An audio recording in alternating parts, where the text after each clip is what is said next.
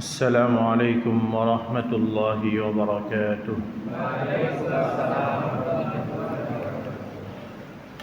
الحمد لله وكفى وسلام على عباده الذين اصطفى. أما بعد فأعوذ بالله من الشيطان الرجيم. بسم الله الرحمن الرحيم.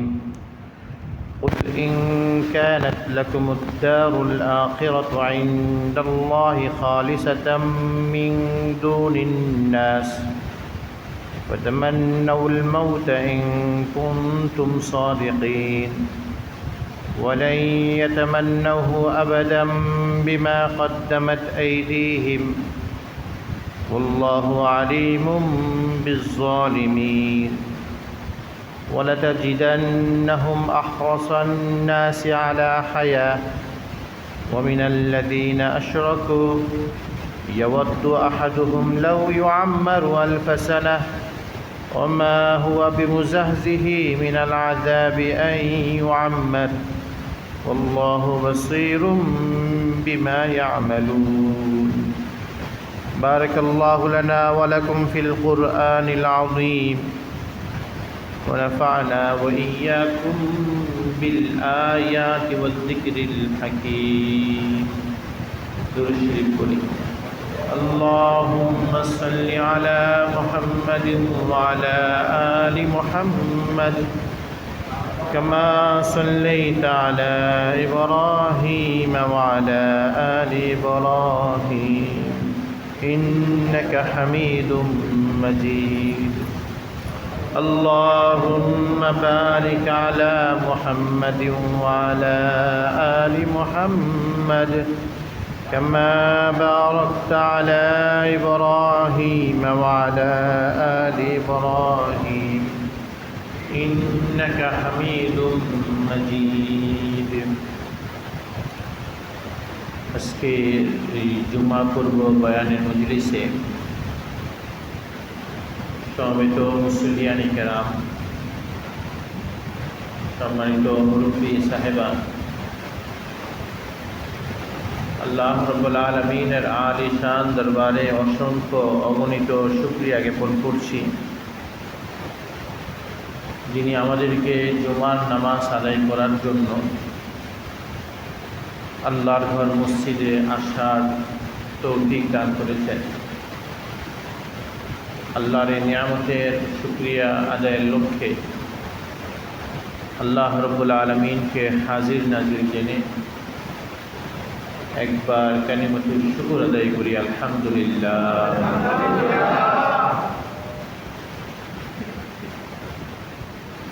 আল্লাহ তাআলা পৃথিবীতে যত জাতি গোষ্ঠী পাঠাইছেন, এদের মধ্যে সবচেয়ে শিক্ষিত জাতি ছিল ইহুদি জাতি।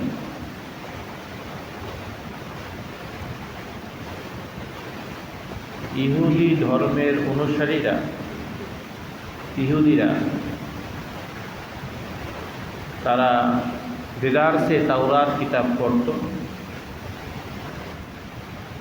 এবং তাওরাত কিতাবের ব্যাখ্যা তারা দিদারসে করতে পারত। বর্তমান দুনিয়ার মুসলমানদের কাছে কোরআন আছে,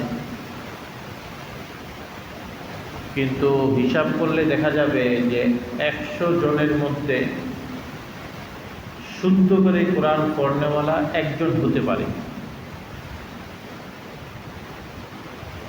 আর যিনি শুদ্ধ করে কোরআন পড়তে পারেন 100 জনের মধ্যে, তিনিও রেগুলার প্রতিদিন কোরআনও পড়েন না। কথা ঠিক না বেঠিক? কিন্তু ইহুদিরা, তারা সবাই তাওরাত কিতাব পড়তে পারত এবং সকাল সন্ধ্যা প্রতিনিয়ত তারা তাওরাত কিতাব পড়ত। এই জন্য তাওরাত কিতাবের মধ্যে বিশ্বনবী আখিরি জমানার পয়গম্বর প্রিয় নবী মুহাম্মদুর রাসূলুল্লাহ সাল্লাল্লাহু আলাইহি ওয়াসাল্লাম সম্পর্কে কি কি কথা আছে এগুলো তারা প্রতিদিন পড়ে বলে তাওরাতে প্রতিদিন পড়ে বলে তারা এগুলো সব মুখস্থ। শেষ জমানার পয়গম্বর সে কেমন হবে, তিনি দেখতে কেমন হবে, তার কাজগুলো কেমন হবে, তার চলন বলন কর্মকাণ্ড কেমন হবে, সব তাদের কাছে স্পষ্ট। কারণ তারা প্রতিনিয়ত তাওরাত কিতাবের মধ্যে এই খবরাখবরগুলো শুনতেছে, পড়তেছে। কিন্তু যখন বিশ্বনবী মুহাম্মদুর রাসূলুল্লাহ সাল্লাল্লাহু আলাইহি ওয়াসাল্লাম নবুয়তের দাবি করলেন, 40 বছর বয়সে যখন আল্লাহ তাআলা তাকে নবুয়ত দিলেন, এরপরে যখন নবুয়ত দাবি করলেন, তখন উচিত তো এই ছিল যে সর্বপ্রথম ঈমান আনয়ন করবে এই ইহুদি শিক্ষিত জাতি। কথা ঠিক না? কিন্তু তারা ওয়েটিংয়ে ছিল, অপেক্ষায় ছিল। কারণ ইহুদিদের আখড়া ছিল মদিনায়। তৎকালীন মদিনার নাম ছিল ইয়াসরিব। ইয়াসরিবের বাসিন্দারা, অর্থাৎ পরবর্তীকালে মদিনার বাসিন্দারা ইহুদিরা, তারা দেখতেছিল যে মক্কায় যে মুহাম্মদ দাবি করলেন নবুয়তের, মক্কার মানুষের কি অবস্থা এটা দেখতেছিল।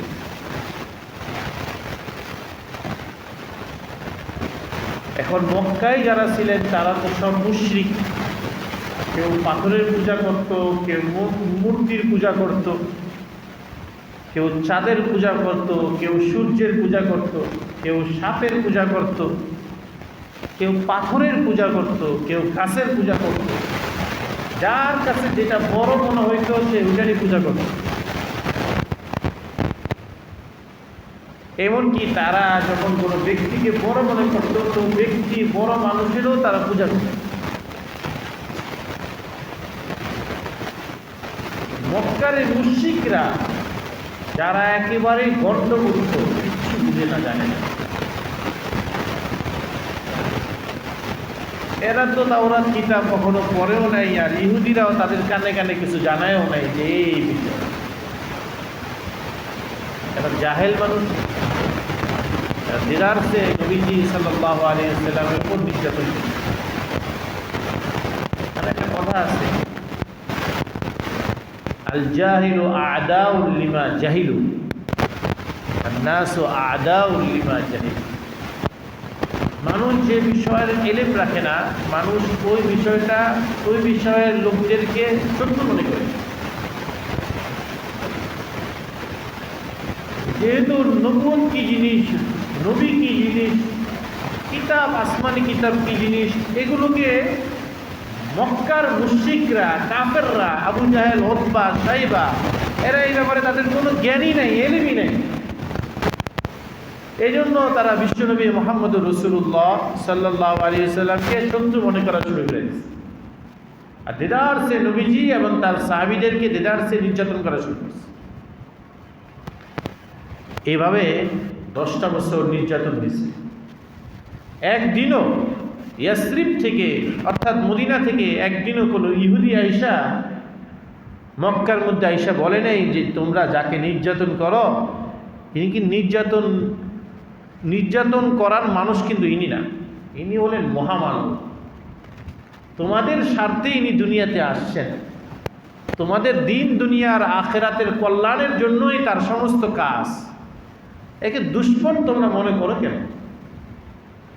এই কথাটা বলার দরকার ছিল কি না বলেন? কিন্তু ইহুদিরা এই কাজটা তারা করে। এভাবে 10 বছর নির্যাতন ভোগ করার পর আল্লাহ তাআলা মদিনা থেকে কিছু মানুষকে, যারা হজ করার জন্য মক্কায় আসছে, এমন কিছু মানুষকে তারা আল্লাহ তাআলা মদিনা থেকে মক্কায় নিয়ে আসে। হজের মৌসুমে এই কয়েকজন গুটি কতেক মানুষ নবীজির সান্নিধ্যে গিয়ে তারা মুসলমান হন এবং রাত্রেবেলায় পাহাড়ের চূড়ায় বসে নবীজিকে বলছেন, আর কতদিন এইখানে থেকে নির্যাতন করবেন? নির্যাতন ভোগ করবে। চলুন না আমাদের ওখানে, 10 বছর মেহনত করলেন, কোনো কাজ হলো না, এটা এখন ছেড়ে দেন। কাজ যদি হইতো এই 10 বছরে হইত। উল্টা সামনে যেন কাজ করতে না পারেন, আপনার মান সম্মান কমায় দিচ্ছে এরা বিশ্ববাসীকে। আপনাকে বলতেছেন পাগল, আপনাকে বলতেছেন জাদুকর, আপনাকে বলতেছেন ধান্দাবাজ, আপনাকে বলতেছেন ভণ্ড। এরকম বর্তমানে তো অনেক মানুষকে আমরা বলি, আলেমদেরকে আমরা বলি ধর্ম ব্যবসায়ী, এরকম বলি কি না বলে? অথচ আপনি দেখবেন ডাক্তারের কাছে রুগী শুধু রোগ দেখাইছে, ডাক্তার ওষুধ দেয় নাই, খালি লিখে দিছে। ওষুধ তো ফার্মেসি থেকে কিনতে হবে। তারপরে ডাক্তারের ভিজিট 700 থেকে 1000 টাকা, কথা ঠিক কিনা? ডাক্তারের কাছে শুধু রোগ দেখাইছে, রুগী তাকে নিজেকে পেশ করছে, ডাক্তার দেখছে, একটা কাগজে কিছু লেখা দিচ্ছে, 700 থেকে 1000 টাকা। কয় মিনিট লাগছে? 5 মিনিটও লাগেনি। আদালত পাড়ায়, জজ কোর্ট, হাইকোর্ট, সুপ্রিম কোর্ট, যে কোনো এক কোর্টে গিয়ে উকিলের কাছে নিজের মামলা টামলা নথিপত্র দেখাইছে, সেখানেও উকিলকে 3000 টাকা দিতে হয়। দিতে হয় না? দিতে হয়। এর উল্টা মুফতির কাছে, আলেমের কাছে, ফকির কাছে, মুহাদ্দিসের কাছে মানুষ সকাল দুপুর রাত্র বিভিন্ন সময়, কোনো টাইমমেন্ট নেই, বিভিন্ন সময় বিভিন্ন মাসলা নিতেছে, বিভিন্ন ফতোয়া নিতেছে, বিভিন্ন আমল শিখতেছে। কিন্তু আজ পর্যন্ত কেউ কোনো ফতোয়া দিয়ে 500 টাকা দিছে?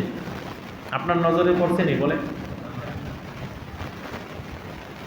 আপনাদের কারো নজরে পড়ছে? বলে পড়েনি। ফকিহ, মুফতি, আলেম বিনা পয়সায় ফতোয়া দেয়, বিনা পয়সায় মাসালা দেয়, অথচ আলেমকে বলা হয় ধর্ম ব্যবসায়ী। ডাক্তার 700 থেকে 1000 টাকা সে ভিজিট নেয়, উকিল সে ফি নেয় 3000 টাকা থেকে 7000 10,000 টাকা পর্যন্ত ফি নেয়। এদেরকে কেউ ডাক্তার ব্যবসায়ী বলে না, চিকিৎসা ব্যবসায়ী বলে না, এদেরকে কেউ আইন ব্যবসায়ী বলে না। ওই আলেম, তার নামই পড়ে গেছে ধর্ম ব্যবসায়ী। আলহামদুলিল্লাহ, আমি কোনো মানুষের সাথে, কোনো ব্যবসার সাথে জড়িত নেই, কোনো লেনদেন, আলহামদুলিল্লাহ, যাতে কেউ তার ব্যবসার সূত্র ধরে আমাকে কোনোভাবে কোনো নাজিহাল না করতে পারে। এটা কারো কাছে গুণ আর কারো কাছে দোষ। যে আজ পর্যন্ত মসজিদ মার্কেটের নিচে কয়টা রাস্তা আছে, কয়টা গল্লি আছে, আজ পর্যন্ত আমি হেঁটে দেখিনি। নিচে আমার মামু গো, চাচা গো, ভাই গো দোকান আছে অনেক, কিন্তু আজ পর্যন্ত কোথাও যে বৈশা বৈশা আড্ডা মারছি না। দরকার পড়ছে একটু দোয়া করাইতে হবে, গেছি, একটু নাস্তা করাইব, একটু করছি, গেছি। কেন? এই জন্য যে আমি আলেম নামে আমার একটা পরিচয় আছে, ওই পরিচয়টাকে আবার ঠিক রাখতে হবে। এই জন্য আমাকে কেউ, কোনো ব্যক্তির নিজস্ব লোক কেউ ভাবতেও পারবে না, আর কেউ পরিচয় দিতে পারবে না। আমাদের উস্তাদজি হযরত মুফতি আব্দুল সালাম চাটগ্রামী রহমতুল্লাহ আলাইহি, আমি তাকে 4 বছর কাছে থেকে দেখছি, তার খেদমত করছি। দেখতাম যে উস্তাদজি রহমতুল্লাহ আলাইহিকে দেখতাম আপন ঘর ছাড়া, আপন রুম ছাড়া অন্য কোনো উস্তাদের রুমেই যেতেন। শুধুমাত্র মুহতামিম সাহেব, বড় হুজুর আল্লামা আহমদ শফি, শুধু তার রুমে ডাক পড়লে যেতেন, নচেত হরদম তিনি তার রুমেই থাকতেন। মানুষ যার সাথে থাকে তার স্বভাবটা তার ভিতরে ঢুকে, তার কাছে 4 বছর থাকার কারণে এগুলো কিছু ঢুকছে, এর অনেক কিছুর সাথে অ্যাডজাস্ট হতে পারে না। বলতেছিলাম যে এখান থেকে কথাটা তৈরি হয়েছে যে মদিনার কিছু মানুষ আইসা নবীজিকে বলতেছিলেন যে আপনাকে এরা পাগল বলে, এরা আপনাকে ভণ্ড বলে, প্রতারক বলে, ধান্দাবাজ বলে বিশ্ববাসীর কাছে আপনার হ্যায় প্রতিপন্ন করছে। আপনাকে তো আল্লাহ শুধু মক্কার জন্য পাঠান নাই। মক্কায় কাজ হচ্ছে না, অন্য জায়গায় গিয়ে কাজ করবেন, সারা দুনিয়াতে তো আপনি কাজ ছড়াবেন। ওমা আরসালনাকা ইল্লা রাহমাতাল লিল আলামিন কাফাতাল লিল মুরসালিন কাফাতাল লিন নাস, সমস্ত মানুষের জন্য কাফা, সমস্ত মানুষের জন্য আল্লাহ তাআলা আপনাকে পাঠাইছেন। শুধু মক্কায় বসে থাকলে হবে? 10 বছর তো পার করে দিলেন, নবুয়ত পাইছেন 40 বছর, এখন 10 বছর গেল গা, 50 বছর হয়ে গেল গা, বয়স হয়েছে 50 বছর, নবুয়তের বয়স হয়েছে 10 বছর। কি করলেন? আসেন, আপনি আমাদের ওখানে আসেন, আমাদের ইয়াসরিবে আসেন। ইয়াসরিব শব্দের অর্থ হলো কালো বালিওয়ালা, কালো মাটিওয়ালা অঞ্চল। মদিনা ছিল আরবের অন্যান্য অঞ্চলের তুলনায়, মদিনাটা ছিল ইয়াসরিব, মানে মদিনার মাটি কালো, বালিটা এবং মাটিটা একটা কালো ছিল, ধুলায় দূষিত থাকে। এই মদিনাকে সারা আরবের মানুষ পছন্দ করতো না, কারণ ওখানের মাটি কালো, ওখানের বালি কালো, ধুলায় দূষিত, পছন্দ করতো। কিন্তু এই কয়েকটা মানুষের দাওয়াতে নবী করিম সাল্লাল্লাহু আলাইহি ওয়াসাল্লামের দিল খুলে গেছে। এখানে আপনার দাম হচ্ছে না নিজস্ব এলাকায়, এখানে আপনাদের বাপ দাদা এখানে রাজত্ব করছে, তারা মক্কার মুতাওয়াল্লি ছিলেন, আপনার দাদা, আপনার চাচারা, আপনার বাবা কত নিষ্কলুষ মানুষ ছিলেন। আপনি ছোটবেলা থেকে এখান থেকে এত বড় হয়েছেন, আপনাকে মানুষই বলছিল আল আমিন, কিন্তু নবুয়তের ঘোষণা দেওয়ার পরে আপনাকে বলতেছে সাহের, মজনুন, জাদুকর, প্রতারক, পাগল বলতেছে। পরিস্থিতি ঘোলাটে হয়ে গেছে, এখানে আর থাকার দরকার নেই, চলে আসেন আমাদের এখানে। বিশ্বনবীর মন ঘুরে গেছে। আল্লাহর ইচ্ছা ছিল যে অঞ্চলকে মানুষ খারাপ মনে করত, ওই অঞ্চলে নবীজি যাবেন এবং ওই অঞ্চলেরকে কেন্দ্র করে সারা দুনিয়াতের মধ্যে ঈমান এবং হেদায়েতের আলো ছড়াবেন, এটাই আল্লাহর ইচ্ছা ছিল। সুবহানাল্লাহ। নবীজি 1 বছর পরে কথাবার্তা চুক্তি করে চলে গেলেন। হিজরতের ঘটনা আপনারা সকলে জানেন। মদিনায় যখন নবীজি চলে গেলেন, হিজরত করলেন, এবার ইহুদিদের সাবজেক্ট আসছে। যে ইহুদিরা শিক্ষিত জাতি ছিল, যে ইহুদিরা প্রতিদিনও তাওরাতের মধ্যে নবীজির আগমনের কথা জানতো, নবীদের গুণাবলীর কথা জানতো, সব জানার পরেও যখন মদিনার ইহুদিদের কাছে নবীজি হাজির হলেন, তখন ইহুদিরা তারা বলা শুরু করছে যে আমরা ঈমান আনব না। কেন ঈমান আনব না? তখন তারা বলেছে যে আমরা ঈমান কেন আনবো, আমরা তো আল্লাহ তাআলার কাছে সবচেয়ে প্রিয়, মুহাম্মদের থেকেও, মুসলমানদের থেকেও, ঈসার থেকে, খ্রিস্টানদের থেকেও আমরা ইহুদিরা সবচেয়ে আল্লাহর কাছে প্রিয়। আমাদের কোনো ভয় নাই, আমরা আল্লাহর প্রিয় মানুষ, আমরা আল্লাহর সন্তানের মতো। সুতরাং আমরা ঈমান আনা না আনা এটা কোনো বিষয় না।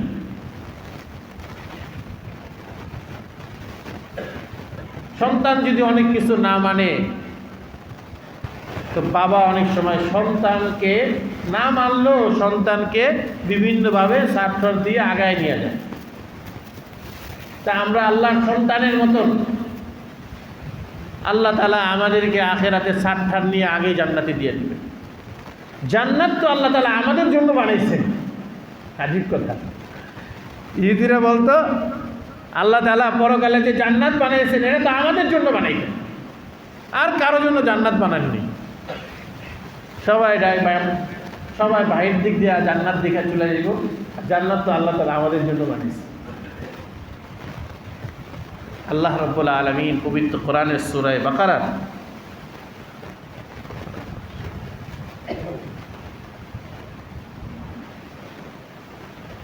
94, 95 এবং 96 3 আয়াতের মধ্যে বলেন, যদি জান্নাতকে আখেরাতের শান্তির জায়গাটা যদি তোমাদের জন্য বানাই থাকে, তে হে মুসলমানেরা আর হে নবী মুহাম্মদ, তাদের কাছে কয়েকটা চ্যালেঞ্জ ছিল। তাদের কাছে কয়েকটা চ্যালেঞ্জ নিয়ে তোমরা উপস্থিত হও। তোমরা তাদেরকে চ্যালেঞ্জ করো, জান্নাত যখন তোমাদের জন্যই হয়েছে, তাহলে তোমাদের উচিত তাড়াতাড়ি জান্নাতে চলে যাওয়া। কথা ঠিক না বেঠিক? জান্নাতের বাসিন্দা যখন আল্লাহ তোমাকেই বানিয়েছেন, তোমাদেরকেই বানিয়েছেন, ইহুদিদেরকে, তাড়াতাড়ি জান্নাতে চলে যাবে, চলে যাও। আর জান্নাতে তো এমনি কেউ যেতে পারে না, জীবিত অবস্থায় কেউ জান্নাতে যেতে পারে? জান্নাতে যাইতে হলে আগে দুনিয়াতে তার মৌত আসতে হবে, মৃত্যু আসতে হবে। তাহলে শোনো, তোমরা তো জান্নাতে তাড়াতাড়ি চলে যাও, আর এর জন্য তোমরা আগে আল্লাহর কাছে মৃত্যু চাও, আল্লাহর কাছে মৌত কামনা করো। কারণ মৃত্যুই এমন একটা জিনিস, যে জিনিসটা কোনো প্রিয় মানুষকে প্রিয় আল্লাহর সাথে মিলিয়ে দেয়। আমরা যদি আল্লাহর প্রিয় হয়ে থাকি, তাহলে আল্লাহর সাথে আমাদের মিলন হবে মৃত্যুর মাধ্যমেই মিলন হবে। দুনিয়াতে তো আল্লাহকে দেখতে পারবো না, দেখার শক্তি নাই, চোখের মধ্যে দেয় নেই। আল্লাহর কথা শোনার মতন এই কানের মধ্যে সেই শ্রবণ শক্তি দেন নাই। আল্লাহর কথা বুঝার মতন দুনিয়াতে সে আকল দেন নাই। এই জন্য আল্লাহর সাথে সাক্ষাৎ করতে হলে মৃত্যু কামনা করো। আল্লাহ তাআলা নবী মুহাম্মদ সাল্লাল্লাহু আলাইহি সাল্লামকে, সাহাবীদেরকে, মুসলমানদেরকে শিখিয়ে দিয়েছেন। তারা যখন এই কথাই বলে যে আমরা ঈমান আনবো না, কেন আনবো না? এই জন্য যে আমরা আল্লাহর প্রিয় সন্তানের মতন, আল্লাহ জান্নাত আমাদের জন্যই বানিয়েছেন, আখিরাতটা আমাদের জন্যই বানিয়েছেন। তাহলে তোমরা বলো, তোমরা তাড়াতাড়ি জান্নাতে চলে যাও, আর জান্নাতে যাওয়ার জন্য মৃত্যুটা কামনা করো। আল্লাহ তাআলা বলেন, কুল, হে নবী আপনি বলেন, ইন কানাত লাকুমুদ দারুল আখিরাতু খালিসাতাম, ইন কানাত লাকুমুদ দারুল আখিরা, হে নবী আপনি বলে দেন, যদি তোমাদের জন্য আল্লাহ তাআলা রেখে থাকেন আদ-দারুল আখিরা, পরকালের শান্তির ঘর। পরকালের শান্তির ঘরের নাম কি? জান্নাত। যদি আল্লাহ তাআলা তোমাদের জন্যই রেখে থাকেন জান্নাতটা, ইন্নাল্লাহি খালিসাতান, খালিসভাবে তোমাদের জন্য রিজার্ভ করে রাখছেন তোমাদের জন্য, মিন দুনিন নাস, অন্য কোনো মানুষের জন্য রাখেন নাই। ফাতামান্নাউল মাউতা, তাহলে তোমরা কামনা করো আল মউত, মৃত্যু কামনা করো। ইন কুনতুম সাদিকিন, যদি তোমরা তোমাদের কথায় সত্যবাদী হয়ে থাকো, যদি তোমরা তোমাদের দাবিতে সত্যবাদী হয়ে থাকো যে তোমাদের জন্যই আল্লাহ জান্নাত বানিয়েছেন, এই কথাই যদি তোমরা সত্যবাদী হও, রিয়েলি যদি তোমাদের এই কথাটা হয়ে থাকে, তাহলে তোমরা এখনই মৃত্যু কামনা করো। এই চ্যালেঞ্জ, মৃত্যু কামনা করো। কিন্তু এই চ্যালেঞ্জটা যখন মুসলমানরা নবী সাল্লাল্লাহু আলাইহি ওয়াসাল্লাম যখন ইহুদিদের কাছে দিছে, তখন এরা চাইলে কিন্তু মুখে মুখে চ্যালেঞ্জ দিতে পারত। হযরত শেখুল ইসলাম মুফতি মুহাম্মদ তকি উসমানী দাওয়াত বারাকাতুহু তার তাফসীরের কিতাব তাফসীরে তাওজীহুল কোরআনের মধ্যে লিখছেন যে চ্যালেঞ্জ পাওয়ার পরে এরা মুসলমানদের মধ্যে সাময়িকভাবে বিজয়ী হওয়ার জন্য বা নিজের হ্যাডামটা ধরে রাখার জন্য এরা মুখে মুখে মৃত্যু কামনা করতে পারত।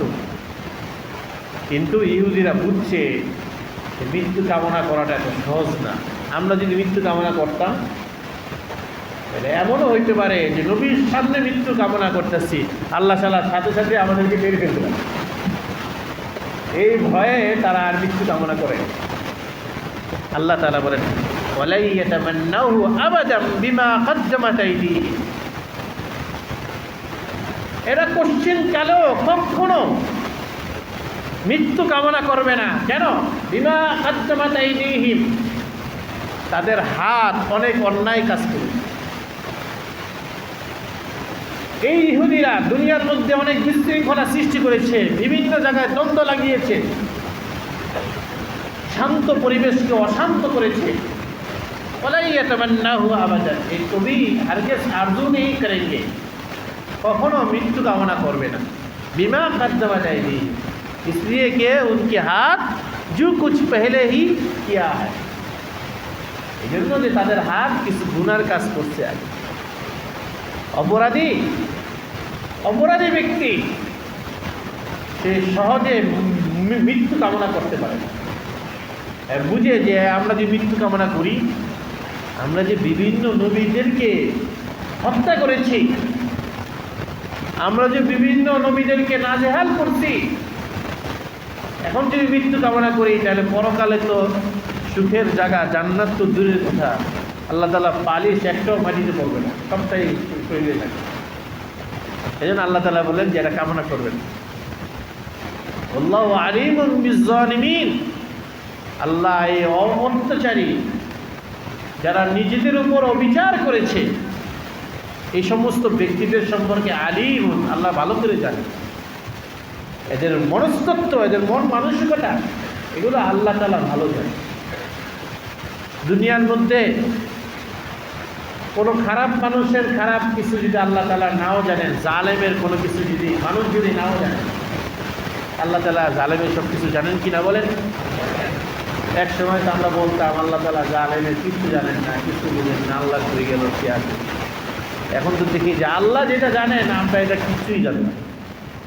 আল্লাহু আলিমুন বিজ্জালিমিন, নমরুদ কে আল্লাহ তাআলা একটা মশা, ছোট্ট ল্যাংড়া মশার মাধ্যমে ধ্বংস করে দিলেন। ফিরআউনকে আল্লাহ তাআলা পানির মতন জিনিস যেটা উপকারী এখানে ডুবায় মারল।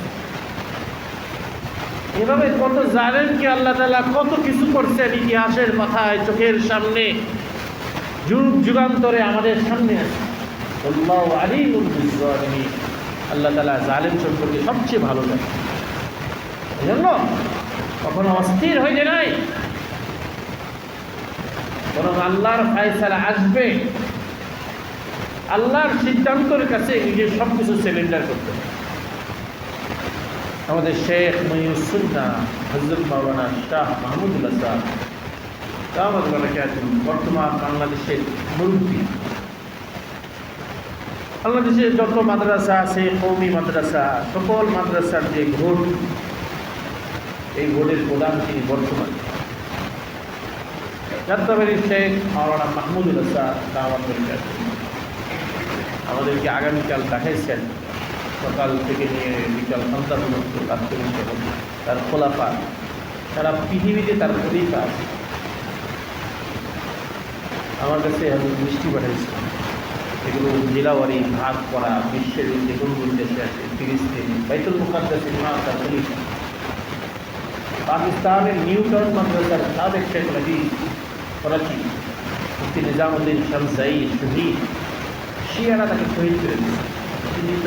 কাতারে, সৌদি আরব, বিভিন্ন। আমাদের শেখ বলতেন, যখন তুমি মনের মধ্যে কোনো একটা জিনিসের পরিকল্পনা করবে আর মনে করবে এটাই সর্বশেষ পরিকল্পনা, এরপরে যদি এই কাজটা তোমার না হয় মনের মধ্যে দেখা হবে। তুমি এইভাবেই পরিকল্পনা করো যে আমি এই কাজটা করতে চাই, আল্লাহ যদি পছন্দ করেন তাহলে যেন হয়ে যায়, আর আল্লাহ যদি পছন্দ করে না করেন তাহলে আমি পরিকল্পনা করলেও যেন না হয়। এইভাবে যখন তুমি কোনো করবা তখন দেখবে যে কাজটা যদি হয় তো মনে করবা যে আল্লাহর পছন্দ হয়েই কাজটা হয়েছে, দিলটা আরও খুশি লাগবে।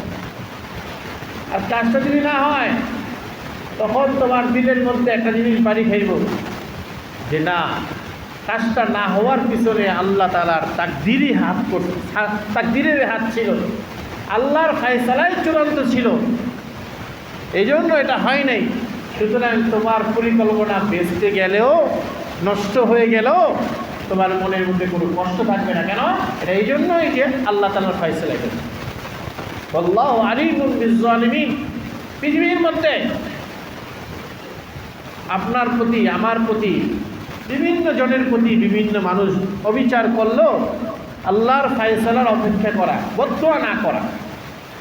কারণ নবীরা বদদুয়া করেন, নেককার মানুষ বদদুয়া করেন। কারোর সাথে কারোর দ্বন্দ্ব লাগলেই যে বদদুয়া করে দিতে হবে এটা ভদ্রতার পরিচয় না। ভদ্র মানুষ কখনো বদদোয়া করে না, কষ্ট পাইলেও সবর করে, দোয়া করে, আল্লাহ একে বুঝ দাও, আর আমার ভিতরে ভুল থাকলে আমাকে সংশোধন করায়, এটা নিয়ম। তো বলতেছিলাম যে এরা কখনো, আল্লাহ তাআলা বলেন যে এই ইহুদিরা এরা কখনো মৃত্যু কামনা করবে না। কেন? ওয়ালা তাজিদান্নাহুম আহরাসান নাসি আলা হায়া। হে নবী, এরা যদিও বলে যে এরা আল্লাহর সবচেয়ে প্রিয়, আর তাদের জন্য আল্লাহ তাআলা বেহেশত রাখছেন, আর বেহেশতে যাওয়ার জন্য মৃত্যু দরকার, কিন্তু আপনি তাদেরকে দেখবেন তারা জীবনের প্রতি তারা সবচেয়ে বেশি লোভ তাদের মধ্যে আছে। ওলা তাজিদান্নাহুম, অবশ্যই আপনি তাদেরকে দেখবেন আহরাসান নাসি, মানুষের মধ্যে সবচেয়ে লোভী, আলাল হায়া, জীবনের উপর তাদের লোভ, জীবনের মায়া এরা সবচেয়ে বেশি আছে। দেখবেন বর্তমান দুনিয়ার যত ইহুদিরা আছে এরা সারা দুনিয়ার মধ্যে ধ্বংসলীলা চালায়। ইরানের মধ্যে ধ্বংসলীলা চালায়, লিবিয়ার মধ্যে, ইয়ামানের মধ্যে, ফিলিস্তিন তো আছেই, সব জায়গায় ধ্বংসলীলা চালায়, কিন্তু তারা তাদের জীবনের মায়াটা সবচেয়ে বেশি। নিজেদেরকে সুরক্ষা করার জন্য ফিলিস্তিনের, ইসরায়েলের মধ্যে এরা বসে আছে। জীবনের নিরাপত্তা এরা অন্য দেশে, যে দেশে, যুক্তরাষ্ট্রে, আমেরিকার মধ্যে এদের লোক পাঠাবে, আমেরিকাদের সাথে তাদের চুক্তি, এদের প্রত্যেকটা লোকের পিছনের নিরাপত্তার জন্য 10টা করে গাঁট লাগবে, 10টা করে গাঁট। কারণ জীবনের সবচেয়ে বেশি মায়া এটা ইহুদির মধ্যে আছে। আল্লাহ বলেন অমিনাল্লাযীনা আশরাকু, এমনকি মুশরিক যারা, শিরিক যারা করে, হিন্দু যারা, যাদের কাছে কোনো পরকাল বলতে কিছু নেই, মুশরিকদের পরকাল বলতে কিছু নেই। এই পরকাল বলতে যাদের কিছু নেই, যাদের উচিত ছিল দুনিয়াটাকে বেশি ভালোবাসা, জীবনের প্রতি বেশি মায়া করা, এই ইহুদিরা এই মুশরিকদের চেয়েও বেশি দুনিয়ার প্রতি বেশি মায়া তাদের। মুশরিকরা তো আখিরাত মানে না, তাহলে দুনিয়ার প্রতি তাদের মায়া বেশি থাকে মুশরিকদের, হিন্দুদের। কিন্তু মুশরিকদের দুনিয়ার প্রতি যতটা মায়া, তার চেয়ে বেশি মায়া হলো ইহুদিদের। যার জন্য আল্লাহ তাআলা জান্নাত রেখে রাখছেন, তার জন্য এই দুনিয়ার এই নষ্ট জায়গার কি দরকার? এটার এত কেন মায়া? মায়া তো থাকারই কথা না। ইয়াওয়াদ্দু আহাদুহুম লাউ ইউআম্মারু আলফা সানা। এদের প্রত্যেক ব্যক্তি, ইহুদিদের প্রত্যেক ব্যক্তি আশাবাদী, তারা মনে মনে চায় লাউ ইউআম্মারু আলফা সানা, যেন এদের আয়ু, যেন এদের জীবনকাল আল্লাহ তাআলা যেন 1000 বছর বানায় দেন। আলফা সানা, 1000 বছর। তোমরা যদি আখিরাত তোমাদের জন্য বানায় থাকে, বালাখানা যদি তোমাদের জন্য বানায় থাকে, তাহলে নষ্ট দুনিয়ার মধ্যে, এই টয়লেটের মধ্যে, এই খারাপ জায়গার মধ্যে তোমরা 1000 বছর বাঁচতে চাও কেন? কেন তোমরা 1000 বছর বাঁচতে চাও? আল্লাহ বলেন ওমা হুয়া বিমুযাহযিহি মিনাল আযাব আইয়ু আম্মার। এই 1000 বছর বাঁচার দ্বারা কি আল্লাহর শাস্তি থেকে কেউ কি তাদেরকে বাঁচাইতে পারবে? বয়স বাড়লেই কি কেউ মানুষ শাস্তি থেকে বাঁচে? 1000 বছর বাঁচলে কি হবে? তোমাদের যে কৃতকর্ম, এর শাস্তি তো আল্লাহ তাআলা সব নির্ধারণ করে রাখছে। মরতে তো একদিন হবে। ইযা জাআ আজালুহুম লা ইস্তাখিরুনা সাআতাও ওয়া লা ইস্তাকদিমুন। মৃত্যুর সময় যখন আসবে, 1 সেকেন্ড আগে হবে না, 1 সেকেন্ড পরে হবে। আমি তো এই আয়াতের অর্থ সারা জীবনই মনে করতাম মৃত্যুর কথাই মনে আল্লাহ বলছে। ইযা জাআ আজালুহুম লা ইস্তাখিরুনা সাআতাও ওয়া লা ইস্তাকদিমুন। আল্লাহ তাআলা যেভাবে একটা বলছে, তোমার বলতাম যে যখন মৃত্যুটা আসবে তখন 1 সেকেন্ড আগে হবে না, 1 সেকেন্ড পরে হবে না। এই আয়াতের মর্ম শুধু মৃত্যুটাকেই মনে করতাম, কিন্তু পরে বুঝলাম যে না, আল্লাহ তাআলা শুধু এখানে মৃত্যুর কথাই বলেন নাই, বরং কারো জীবনের পতন যখন আসবে, কারো উন্নয়নের, কারো ক্ষমতার পতন যখন আসবে, 1 সেকেন্ড আগে হবে না, 1 সেকেন্ড পরে হবে না। এই ক্ষমতার পতনটাও এই আয়াতের উদ্দেশ্য হইতে পারে। কথা ঠিক না বেশি? এজন্য আপনার আমার জীবনের কোন সময় কি অবস্থা হবে কেউ জানে। আমরা কেউ জানি আমাদের সামনে কি হবে? এখন সম্মানিত মানুষ যিনি, দুদিন পর ইনিও অসম্মানিত হয়ে যেতে পারে। এখন ধনী যিনি, দুদিন পর উনিও ফকির হয়ে যেতে পারে। চিরকাল কাহারও সমান নাহি যায়, চিরকাল কাহারও সমান নাহি যায়। আজকে যে রাজাদিরাজ, কাল সে ভিক্ষা চায়। নবাব সিরাজউদ্দৌলা বাংলা মুলুকে রাজত্ব করেছে। আজ থেকে আরো 25-30 বছর আগের পত্রপত্রিকায় আমি দেখেছি সিরাজউদ্দৌলার বংশধরেরা পুরান ঢাকার রাজপথে তারা ভিক্ষা করতেন। ঢাকার নবাব ছিলেন নবাব সলিমুল্লাহ, সর্বশেষ নবাব নবাব সলিমুল্লাহ। এই আহসান মন্দির, নবাব সলিমুল্লাহর বাবা ছিলেন নবাব খাজা আব্দুল গনি, তার বাবা ছিলেন খাজা আহসানুল্লাহ। এই আহসানুল্লাহর নামেই আহসান মন্দির, নবাববাড়ি। এই নবাববাড়ির যারা নবাবরা ছিলেন এদের বংশধররা কি আছে কি না মরে গেছে বলে? আছে, বংশধররা আছে। এই নবাব সলিমুল্লাহ এই নবাববাড়িতে বৈশা ব্রিটিশ পিরিয়ডে তিনি সর্বপ্রথম ঘোষণা করছেন ব্রিটিশরা দেশ থেকে চলে যাবে, মুসলমানদের জন্য আলাদা রাষ্ট্র অর্থাৎ পাকিস্তান লাগবে, আলাদা রাষ্ট্র, পাকিস্তান নামে একটা আলাদা রাষ্ট্র লাগবে। উনিই বলছিলেন। ওনার প্রস্তাবটা পরবর্তীতে পাকিস্তানের জিন্না, কায়েদ আজম মোহাম্মদ আলী জিন্না, লিয়াকত আলী, এরা এটাকে সংগঠনের রূপ দিচ্ছেন, মুসলিম লীগের রূপ দিচ্ছেন। পরে পাকিস্তান হয়েছে, পূর্ব পাকিস্তান, পশ্চিম পাকিস্তান। এর প্রস্তাব, এর স্বপ্নদশটা এই নওয়াব সলিমুল্লাহ আহসান মন্দির থেকে দিয়েছে। আর ইকবাল ছিলেন আল্লামা ইকবাল, কবি। উনি কবিতার মাধ্যমে এটা প্রকাশ করছেন। আর হাকিম মোহাম্মদ মাওলানা আশরাফ আলী থানভী রহমতুল্লাহ আলাইহি, ইনি ওলামাদেরকে উদ্বুদ্ধ করছেন মুসলমানদের জন্য আলাদা রাষ্ট্র বানানো। এরপরে ভারত আর পাকিস্তান আলাদা হয়, নাহলে তো পুরাটা একসাথেই তো ইংরেজরা শাসন করতো, ব্রিটিশরা শাসন করতো। বলতেছিলাম যে এই যে নবাবরা, এদের বংশধররা আছে, এদের কি অবস্থা? কোনো খবর নাই, লাপাতা, কোনো খবর নেই। কোথায় কি অবস্থা? কারো জীবন যে কিভাবে হবে এটা কেউ জানে না। আমার শেখ, আমাদের হযরত শেখুল ইসলাম হযরত মাওলানা আল্লামা শাহ মুশফি রহমতুল্লাহ আলাইহি, তিনি বলছেন যে হযরত ইউসুফ আলাইহিস সালামের জীবন ইতিহাস আল্লাহ তাআলা সূরা ইউসুফের মধ্যে লিখছেন। বলছেন আল্লাহ, দেখো আজীব ইতিহাস, ভাইয়েরা দুশ্মনী করে, আজীব কথা, ভাইয়েরা দুশ্মনী করে কুয়ার মধ্যে ফেলাই দিচ্ছে। সেখান থেকে উঠে মিশরের বাজারে এই বাচ্চা বিক্রি হয়েছে। কিনে নিয়ে মিশরের বাদশাহ আজিজে মিশর, সে তার বাসায় নিয়ে বাচ্চা কিনে নিছে, গোলাম হিসাবে নিছে। সেখানে বড় হয়েছে। পরে নারী কেলেঙ্কারির মামলা দিয়া, ভুয়া মামলা দিয়া আলেমদের নামে কত ধরনের ভুয়া জিনিস করায়। ভুয়া মামলা দিয়া, নারী কেলেঙ্কারির মামলা দিয়া জুলেখা তাকে জেলখানায় পাঠাইছে। অবশেষে আল্লাহ তাআলা এমন পর্যায়গুলো পার হওয়ার পরে কুয়ার মধ্যে দুশ্মনী করে বাইরে ফালাই দিচ্ছে। সেখান থেকে মিশরের বাজারে দাস হিসাবে বিক্রি হয়েছে। সেখান থেকে বাদশার দরবার থেকে নারী কেলেঙ্কারির মামলায় অভিযোগে জেলখানায় গেছে, নির্যাতন সইছে। অবশেষে আল্লাহ তাআলা তাকে সম্মান দিয়া মিশরের বাদশা বানায়। সুবহানাল্লাহ। আজ ইহা এসে রহে ওইসে রহে, দেখনা তো ইহাই ওহা কেসে রহে। জীবনের বিভিন্ন পর্যায়ে অপদস্থতা, অভাব, অনটন যা কিছু আসে না কেন, মৃত্যুর আগে যদি কালিমা নিয়ে দুনিয়ার থেকে বিদায় হতে পারি, এর চেয়ে বড় সফলতা আর কিছু হতে পারে না। কথা ঠিক না বেটি? এই জন্য আসুন সবসময় আমরা এই কামনা করি, কিভাবে আমাদের জীবনের আখেরাতটা, আমাদের সময়টা, আমাদের শেষটা যেন ভালো হয়। আপনি গভীরভাবে লক্ষ্য রাখবেন, যে বুজুর্গের কাছেই যাবেন না কেন, সেই বুজুর্গ কাছে দোয়া নেবেন, কিন্তু তারা আপনার কাছে একটা দোয়া চাই।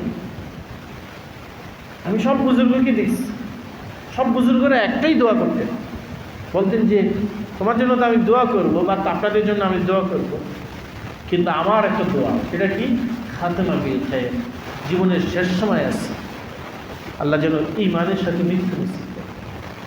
আমাদের উস্তাদজি হযরত মুফতি আব্দুস সালাম চাঁদগামী রহমতুল্লাহ আলাইহি, আমার জীবনে এই মহামানুষ একটা মহান আদর্শ হয়ে থাকবে আজীবন।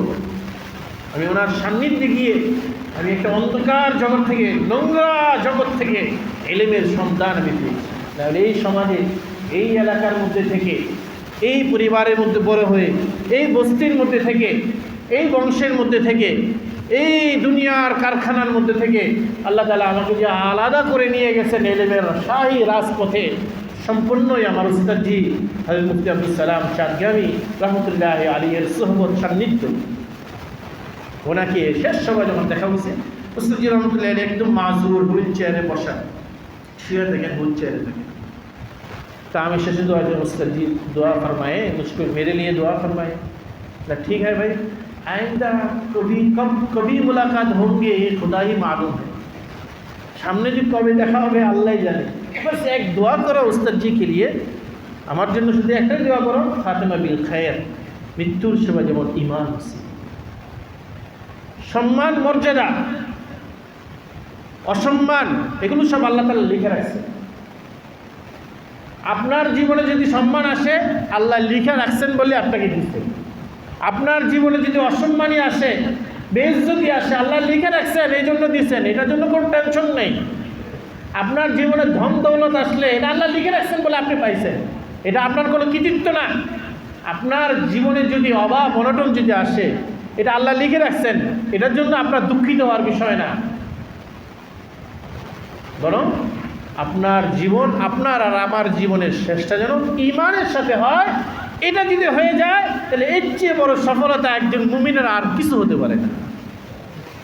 এই জন্য এটার উপরে কামনা করতে হবে, আল্লাহু বাসীরুম বিমা ইয়ামালুন।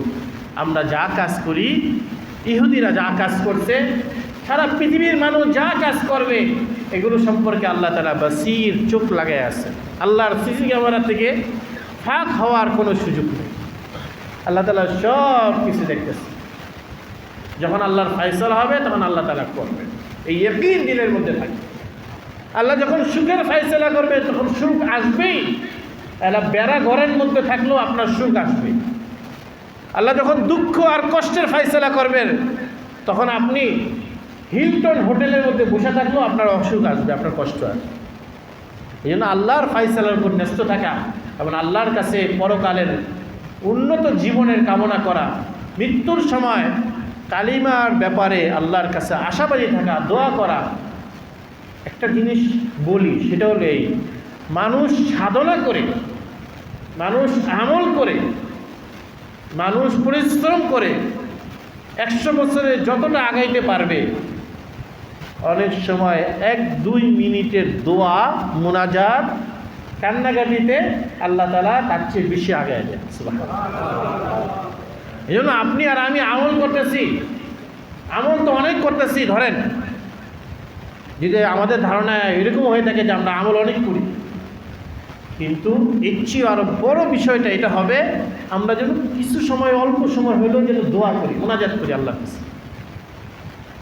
যে আমলের মাধ্যমে আমার ঈমান নসিব হবে কিনা জানি না, এটা আল্লাহর কাছে বারবার রিপ্লাই করতে থাকি। আল্লাহ, যে অবস্থায় থাকি না কেন, মৃত্যুর সময় যেন খালি মাথা পাই, যে অবস্থায় রাখেন, কোনো আপনার প্রতি কোনো অভিযোগ নাই, আপনার কাছে কোনো চাওয়া পাওয়া নাই, কিন্তু মৃত্যুর সময় যেন আমার কালিমা নসিব হয় আল্লাহ আপনার কাছে, এইটাই কামনা। মুমিন বানাইছেন, মানুষ বানাইছেন, মুমিন বানাইছেন, ঈমান না নিয়ে যদি কবরে যাই তাহলে এটা কেমন হইল? আল্লাহর কাছে বারবার এটা রিপ্লাই করবেন, এই আবেদন করবেন। আল্লাহ তাআলা আমাদেরকে সকলকে আমল করার তৌফিক দান করুন। ওয়া আখিরু দাওয়ানা আনিল হামদুলিল্লাহি রাব্বিল আলামিন।